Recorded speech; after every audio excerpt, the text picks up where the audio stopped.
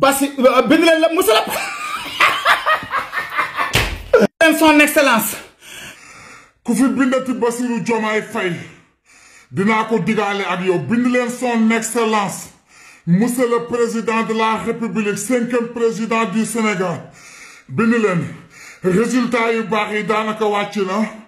léegi daanaka xam nañ fi wananti féetoo parce que woote naa sànq ne nañ ma ñee waa côté bee xaaral waa côté bee envoyé nañ ma message léegi ne ma ñoom ñu ngi jël seen bagage yi ñu ngi buntu pharmacie am na ñoo xam ne ñu ngi jël ñu ngi ut ay médicaments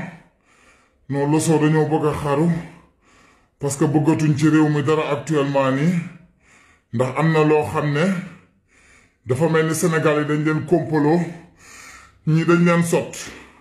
parce que Macky waxu leen ko woon lii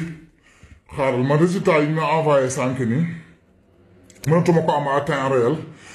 mais leer na leen leer yàlla que ne coow li jaratul muy continuer jaratul ñuy joxe résultat yi jaratul ngeen di taaxaan bind leen la musalap